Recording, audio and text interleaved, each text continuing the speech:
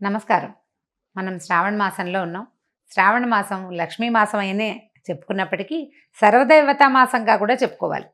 శ్రావణ సోమవారాలు శివార్చన, మంగళవారాలు గౌరీ అర్చన, శుక్రవారాలు లక్ష్మీ అర్చన, శ్రావణ శనివారాలు వెంకటేశ్వర స్వామిని అర్చించే రోజు, విష్ణు అర్చన చేసుకునే రోజు. శ్రావణ శనివారాన్ని విశేషంగా జరుపుకోవచ్చు.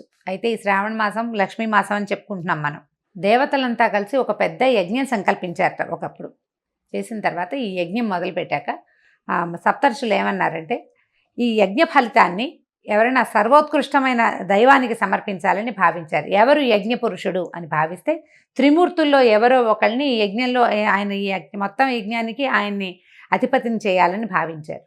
ఈ త్రిమూర్తుల్లో ఒకడు ఎవరు గొప్పవాళ్ళు అనేది తెలుసుకోవడం కోసం బ్రహ్మమానస పుత్రుడైనటువంటి భృగు మహర్షిని అందుకు పంపించారు.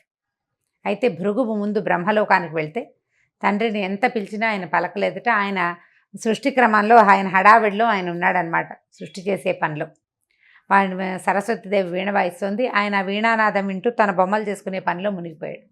దాంతో ఆయనకు విసుగు పుట్టింది. నువ్వు యజ్ఞపురుషుడిగా ఎట్లా పనికొస్తావు? పనికిరావు, నీకు అసలు దేవతార్చనే ఉండదు, అర్చనే ఉండదని స్వయంగా తండ్రినే శపించాడు భృగువు. ఆ తర్వాత ఆయన కైలాసానికి వెళ్ళాడు. కైలాసంలో శివపార్వతులు ఇద్దరు ఆయన తాండవము ఆమె లాస్యంలో మునిగి వాళ్ళిద్దరూ ఆనంద నృత్యం చేసుకుంటున్నారు. భృగువు ఎంత పిలిచినా వాళ్ళు పలకల. దాంతో ఆయనకి ఇట్లా లోలత్వంతో ప్రవర్తిస్తున్నావు కాబట్టి కేవలం లింగ రూప ఆరాధనే ఉంటుంది, నీకు సాకార రూప ఆరాధన ఉండదని పరమేశ్వరుని కూడా శపించాడు. ఈయన ఒక మహర్షి, ఈయనకి శపించాలన్న ఉద్దేశం కలిగింది. అట్లా అక్కడి నుంచి మూడో వ్యక్తి అయినటువంటి శ్రీ మహావిష్ణువుని పరిశీలించడం కోసం, ఆయన యొక్క పరిస్థితి ఏమిటో చూడడం కోసం భృగు మహర్షి వైకుంఠానికి వెళ్ళారు.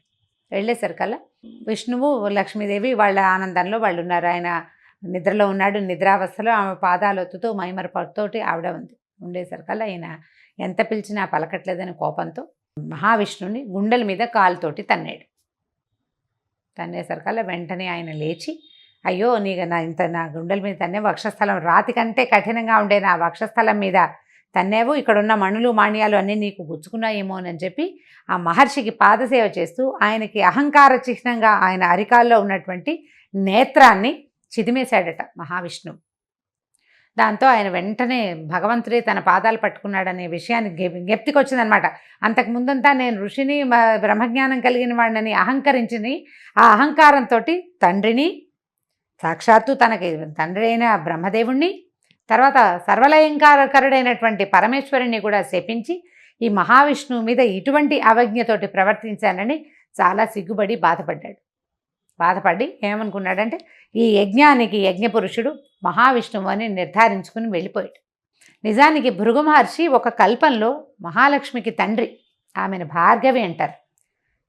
ఈ కల్పంలో ఈవిడ క్షీరసాగరం నుంచి ఉద్భవించిందనమాట. ఆమె కోపం పట్టలేకపోయింది. ఆయన నిన్ను తంతే నా స్థానమైన హృదయాన్ని తన్నాడు, నన్ను హృదయంలో పెట్టుకుంటానన్నావు నువ్వు, ఆ స్థానంలో తన్నాడు కాబట్టి నేను నీతోటి ఉండను, ఈ అవమానాన్ని నేను సహించలేనని వెళ్ళిపోయింది. పిల్లలు ఆయన మన కుమారుని వంటి వాడు, శిశువు, మన శిశువు తంతే మనం కోపం తెచ్చుకుంటామా అని విష్ణువు బతిమలాడినా ఆవిడ ఒప్పుకోలేదు. నా శిశువైనా సరే నన్ను తనడానికి వీల్లేదని కోపగించుకుని వెళ్ళిపోయింది. ఆ వెళ్ళిపోయిన ఆవిడ భూమి మీద చేరి కొల్హాపూర్లో తపస్సు చేసుకుంటూ ఉండిపోయింది. ఈ లక్ష్మీదేవి వెళ్ళిపోయేసరికల్లా వైకుంఠం శూన్యమైపోయి మహావిష్ణువు ఆమె కోసం అని వెతుకుతూ భూలోకానికి వచ్చేసాడని, ఆ వచ్చేసిన భగవంతుడు మన అదృష్టం కొద్దీ మన తిరుమల కొండలలోనే ఉండిపోయాడు. భూమి చేసుకున్న అదృష్టం, భారతీయులు చేసుకున్న అదృష్టం, అందులోనూ తెలుగువారి అదృష్టం ఏంటంటే మహావిష్ణువు మన ప్రాంతానికి రావడం. ఆయన తిరుమల కొండల్లో ఉండగా ఆయన ఆకలి దప్పులతోటి అలమటిస్తున్నాడని, లక్ష్మీ మీద విరహంతో బాధపడుతున్నాడని తెలుసుకున్నటువంటి దేవాది దేవతలంతా కలిసి ఒక గోవుని, గోవత్సాన్ని సృష్టించి ఆ ప్రాంతానికి పంపించారు. ఆ కాలంలో రాజుగా ఉన్న ఒక చోళ రాజు రాజ్యం చేస్తూ ఉన్నాడు ఈ ప్రాంతానికి. లక్ష్మీదేవే స్వయంగా నాథుడు బాధపడుతున్నాడని ఈ ఆవుని, దూడని తీసుకొచ్చి రాజుకు అప్పచెప్పింది. ఈ ఆవు, దూడ చాలా సర్వలక్షణ సంపన్నంగా ఉన్నాయి, కానీ రోజు ఆ గుట్ట మీదకి ఎక్కి ఆ గుట్ట మీద ఉన్నటువంటి పుట్టలోకి పాలు జారవిడిచి వచ్చేసేది ఆవు. కొన్నాళ్లకి తెలుసుకుని ఆవు ఇట్లా పుట్టలోకి పాలు విడుస్తోందని, దానివల్లే దూడ కూడా పాలు చాలటం లేదని తెలుసుకున్నటువంటి ఇక పశువుల కాపరి ఆ ఆవు ఎక్కడికి వెళ్తుందో గమనించి ఆ ఆవులోంచి ఆవును కొట్టబోయాడు. ఆ పుట్టలోంచి పైకి వచ్చినటువంటి మహాపురుషుడిని చూసేసరికల్లా హతమారిపోయాడు. చోళరాజును కూడా భగవంతుడు శపించాడు. కళ్ళు పోతాయి నీకు, నీ ప్రాంతంలో ఇలాంటి పని జరిగింది కాబట్టి. అయితే అప్పుడు కొంచెం దెబ్బ కూడా తగిలింది మహావిష్ణువుకి. ఆ తర్వాత ఆయన తిరుమల కొండల మీదే, వెంకటాద్రి మీదే వకుళమాత ఆశ్రమానికి చేరాడు. లక్ష్మీదేవి యొక్క అంశ పద్మావతీదేవిగా ఆకాశరాజుకి దొరికింది. భూమిని తన్నుతుంటే దువ్వుతూ ఉండగా, అంటే నాగేటి చాలలో సీతాదేవి ఎలా దొరికిందో అదేవిధంగా పద్మావతీదేవి కూడా ఆకాశరాజుకి నాగేటి చాలలో దొరికింది. ఆ ఆడ శిశువుని పెంచుకున్నారు వాళ్ళు. ఆమెకు పద్మావతి అని పేరు పెట్టారు. ఈ తర్వాత కాలంలో ఈ వెంకటేశ్వర స్వామి మన మహావిష్ణువు కొండల మీదకి వెళ్ళటంతో శ్రీనివాసుడు అనే పేరుతోటి అక్కడ ఉండటం మొదలుపెట్టాడు వకుళమాత ఆశ్రమాల్లో. ఆ తర్వాత కాలంలో ఆయన పద్మావతీదేవిని చూడడం, ఆమె ఎందున్నటువంటి లక్ష్మీ అంశకి ఆకర్షితుడయ్యి ఆమెని వివాహం చేసుకుంటానని చెప్పడంతో వకుళమాత స్వయంగా ఆకాశరాజు దగ్గరికి వెళ్ళి పద్మావతి శ్రీనివాసుల కళ్యాణం జరిపించింది. ఆ తదనంతరం లక్ష్మీదేవి అక్కడికి వచ్చేయటం, పద్మావతి లక్ష్మీదేవుల తాలూకు సంవాదంలో భగవంతుడు సాలగ్రామ రూపిగా అక్కడ శిలాస్వరూపంగా ఈ తిరుమల కొండల మీద వెంకటాద్రి మీద వేంచేసి ఉన్నాడు.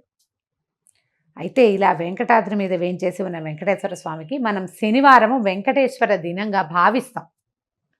మనం నమ్ముతాం ఖచ్చితంగా. శనివారం నాడు ఉపవాసాలు ఉంటాం వెంకటేశ్వర స్వామి కోసమే. శనివారం నాడే కాలినడకన దేవాలయానికి వెళ్ళాలనుకుంటాం. వెంకటేశ్వర స్వామి దేవాలయానికి తప్పకుండా వెళ్తాం. అయితే ఈ శ్రావణ మాసంలో ఇది అమ్మవారికి ప్రీతిపాత్రమైన మాసము, అది వెంకటేశ్వర సంబంధమైన మాసం అవడం వల్ల శనివారాల్లో గనక వెంకటేశ్వర స్వామి ఆరాధన చేస్తే ఈ 4 వారాలు విశేషమైన ఫలితం లభిస్తుంది. ఎట్లా భగవంతుడు వెంకటేశ్వరుడుగా మారి దశావతారాలలో లేనిటువంటి ఈ అర్చాస్వరూపము మనకి భూమి మీద ఈ కలియుగానికి మన కోసమే అవతరించిన కథని ఒక్క మాట జ్ఞాపకం చేసుకుని స్వామికి చలిమిడితోటి దీపారాధన కనుక చేస్తే చాలా అఖండమైన ఫలితం లభిస్తుంది. మనం చేసే ఈ శ్రావణ మాసపు దైవారాధనలో లక్ష్మీ అమ్మవారి ఆరాధన, శివారాధనతో పాటుగా ఇలా వెంకటేశ్వర స్వామి ఆరాధనని కూడా భాగంగా చేసుకోండి. మిగిలిన రోజులు కుదరకపోయినా శ్రావణ మాసంలో శనివారాలు 4 శనివారాలు ఒక పూట భోజనం, పగలు భోజనం చేసి రాత్రి భోజనం చేయొద్దు. దాని విధి అదే. అన్నం తినకుండా అన్నం తద్భిన్నం ఏదైనా తినచ్చు. దీపారాధన చేయటం, చలిమిడితోటి ఆవు నెయ్యి, బెల్లము, బియ్య పిండి కలిపి చలిమిడి చేయటం. ఆ చలిమిడిలో చక్కగా గుండ్రంగా ఉండలాగా చేసి దాంట్లో కొంచెం గొయ్యి చేయటం అన్నమాట. లోపలికి కొంచెం నొక్కి అందులో కొంత ఆవు నెయ్యి వేసి దీపం పెట్టడం.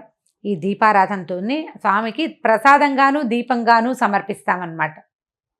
దీపారాధన అయిన తర్వాత ఆ చలిమిడిని ప్రసాదంగా స్వీకరించడం. పగలు భోజనం చేయొచ్చు, రాత్రిపూట భోజనం చేయకూడదు.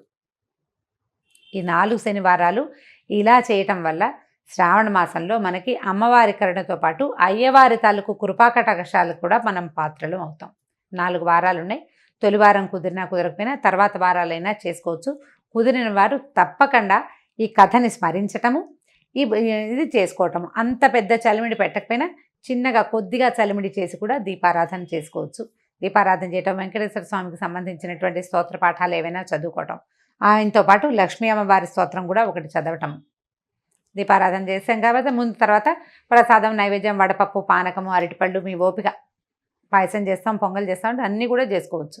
అవేవి చేయకపోయినా 2 అరటిపళ్ళతోటి కూడా మనం నైవేద్యాన్ని పూర్తి చేసుకోవచ్చు. పగలు భోజనం చేసి రాత్రి ఉపవాసం ఉంటే మర్నాడు పొద్దున్న మామూలుగా భోజనమే చేసేయచ్చు. దానికి ఇంకా నియమం ఏమీ లేదు. ఈ ఆలోచన చేయండి. కుదిరితే ఒక్క శనివారమైనా చలిమిడి దీపారాధన చేయండి. అది ఇంటికి మంచిదని, చలవని చెప్పబడుతోంది. నమస్కారం.